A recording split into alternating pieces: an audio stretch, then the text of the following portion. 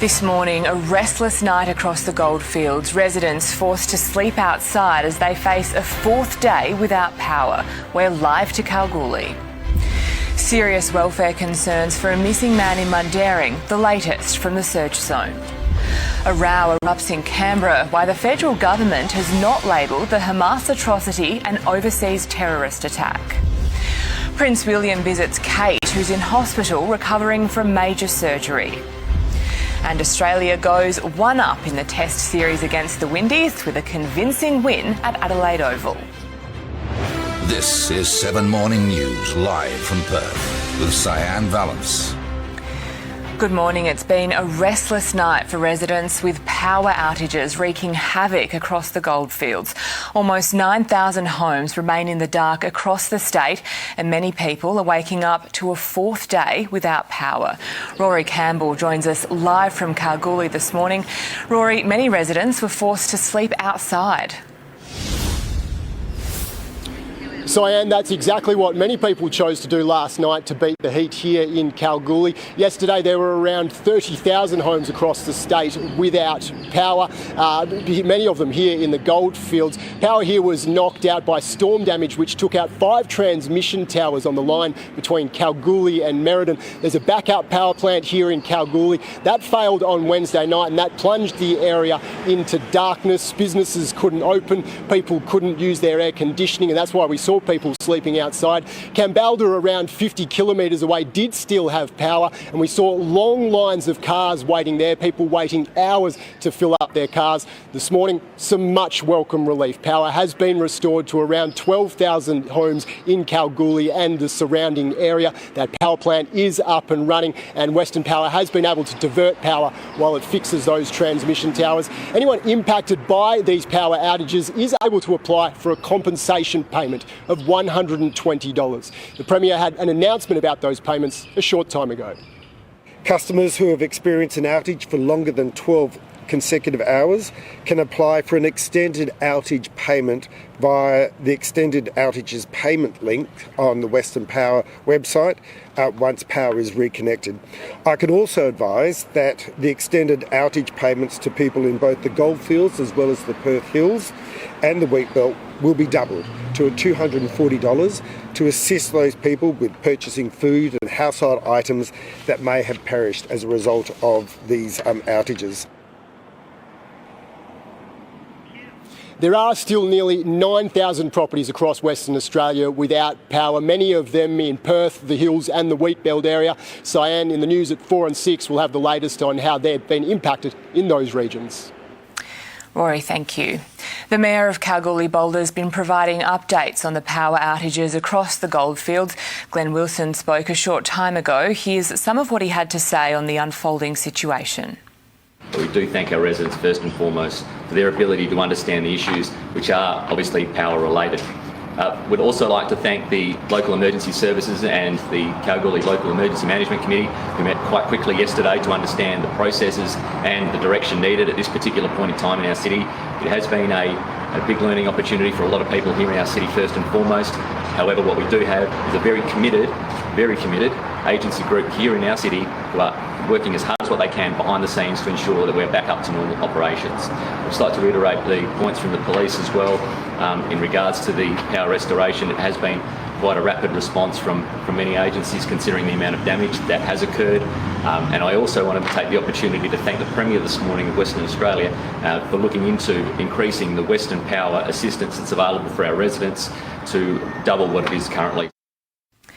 In other news this morning, a 14-year-old boy has been charged with indecently assaulting 2 women and stealing one of their phones at Lake Munga. Police say it happened on Wednesday night between 8:40 and 9 o'clock. The West Leaderville boy is due to face Perth Children's Court today. Police need your help this morning to find a missing 70-year-old man who was last seen in Mandurah. Nick Overall has the latest from the search zone. Police and SES have joined forces in their search for John Freilink, who went missing last night. Mr Freilink was last seen at about 8:15 at the Sculpture Park in Mandurah. He's described as 180 centimetres tall with a slim build, grey hair and a moustache. Mr. Freilink has dementia. Police say he may have become confused, forgotten where he is and how to get home. He was last seen wearing a green boxer shorts with Christmas patterns, a striped shirt and sandals. This week's power outage has made the search more difficult, with police having limited access to CCTV. They are asking residents and business owners in the Mandurah area to check their yards. Anyone with information that may help find Mr. Freilink is urged to contact police on 131 444. Construction has begun on a bridge project aimed at smashing traffic congestion in Mandurah. The estuary bridge will be duplicated to add more lanes and ease traffic between the city centre and southern suburbs. More than 33,000 vehicles use the bridge every day. The ability to cross the bridge with a new 4-metre wide dedicated path, again increasing accessibility and allowing freer movement across the area. Of course, a big pastime in Mandurah is fishing. A dedicated fishing platform will be built. The project will be launched in increments, the first 2 lanes expected to be open late next year. A row has erupted in Canberra after it was revealed the Australian government has not yet classified the October 7 Hamas attack on Israel as an overseas terrorist act. As Josh Martin reports, this means victims' families can't access financial assistance. The Social Security Act allows for support payments up to $75,000 to the close relatives of terrorism victims, but the government must make a formal designation of a terrorist attack. The Albanese government is yet to do that, meaning Australian families who had loved ones killed in the October 7 atrocity in southern Israel are missing out. The Home Affairs Minister is responsible for making a designation, but the opposition says Claire O'Neill is dragging her heels and wants an intervention. Anthony Albanese needs to fix this today. It's been more than 100 days. There are victims of this terrorism incident in Australia that should be getting help, that are not getting help. But the Labor government says it is providing help to communities affected by the conflict in the Middle East, including $25 million to the Jewish community and $25 million to Muslim communities. Those dead bodies on either side of the border, they're not just bodies for Jewish Australians and for Muslim Australians. Those dead bodies have names, and many people in our community are directly affected by that. Previously, the federal government has made a terrorist attack designation for some incidents within 2 months of it happening, but it has now been 3 months since the October 7 atrocity.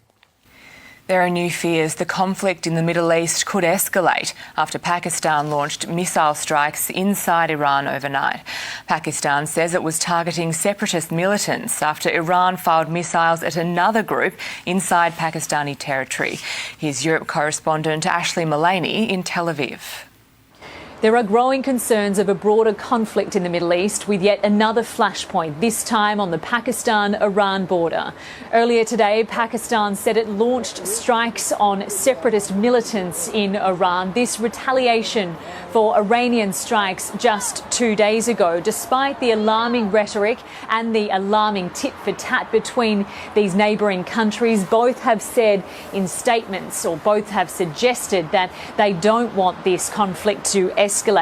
Meanwhile, the United States has carried out a 5th strike on Houthi rebels in Yemen, retaliation for those ongoing attacks on ships in the Red Sea. The US president indicating there could be more to come. Are the airstrikes in Yemen working? Well, when you say working, are they stopping the Houthis? No. Are they going to continue? Yes. Far from deterred by these US airstrikes, Houthi rebels have said it would be an honour to enter a direct conflict with the United States. Australian business owners are pleading for an end to the port dispute, with fresh produce, pharmaceuticals and other time-critical goods stuck in transit. The country's second largest port operator, DP World, is locked in a pay dispute with the Maritime Union. Workplace Relations Minister Tony Burke has met with both parties but said he wouldn't intervene. It's leading to fears now that businesses will pass on costs to consumers. Today, the union will reportedly stop trucks and trains from entering the sites.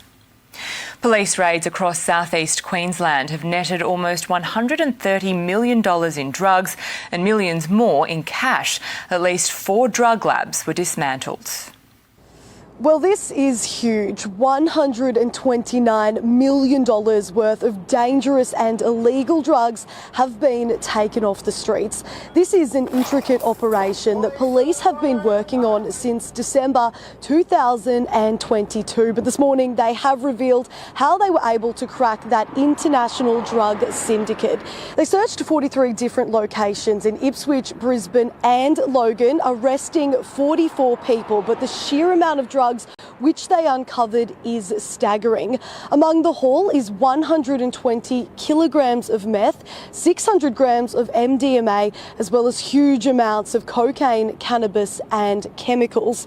Police say they also seized drug-making equipment, 5 cars and more than $1 million in cash.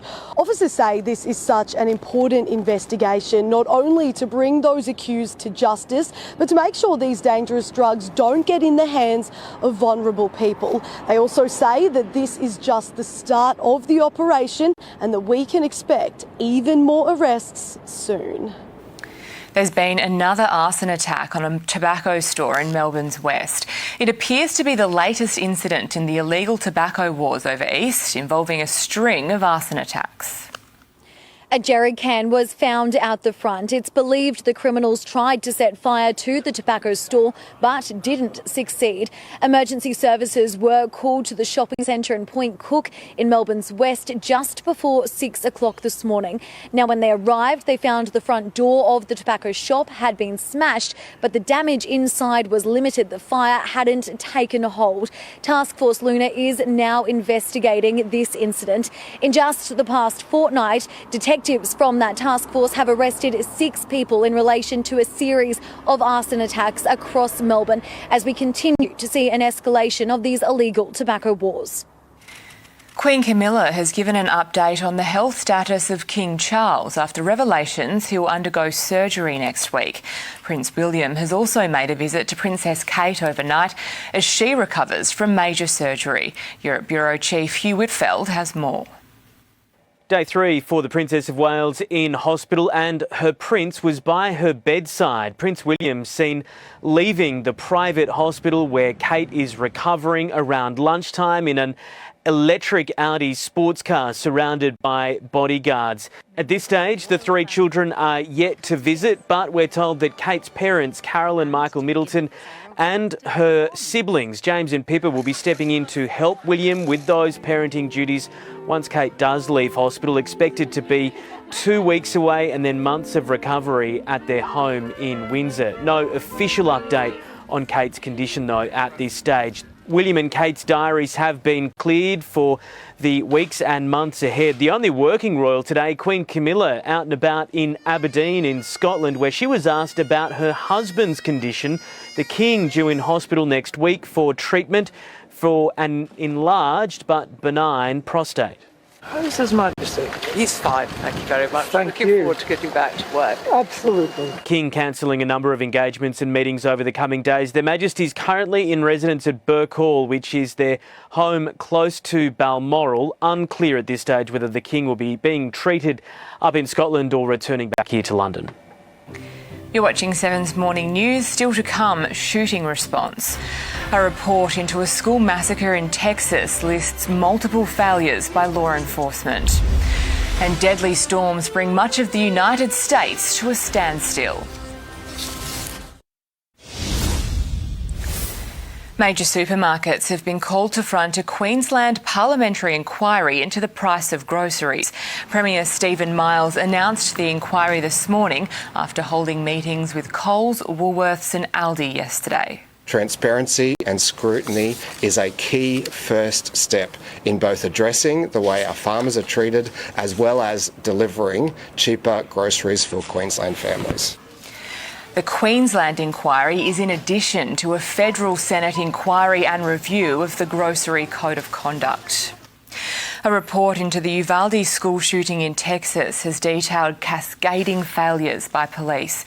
The US Attorney General says the response failed the families of the 19 children and 2 teachers who were murdered. Well, it was one of America's deadliest, and it was certainly one of America's most scrutinised school shootings, and now US justice officials say some of the 21 lives lost during the Uvalde classroom massacre in Texas could have been saved if it weren't for a series of catastrophic police failures. Kids coming out, kids coming out. This long-awaited 600-page report found fault with responding police at almost every level. They lacked training, leadership and a basic awareness of active shooter situations. It was found there were at least 6 separate instances of gunfire inside the classroom. Still, that didn't prompt a police response. Failures in leadership, in tactics, in communications, in training, and in preparedness. Despite officers arriving on scene within minutes, they stopped short of entering the classroom where the killing spree was taking place. All up, it took 77 minutes before the gunman was stopped. Room 12, where's room 12? Leading to this, today being described as a series of cascading failures, something families of the 19 students killed had long suspected. I hope that the failures end today and that local officials do what wasn't done that day. Amid the chaos of that day, some families were told their loved ones had survived when they hadn't. Many of these families are now considering their legal options.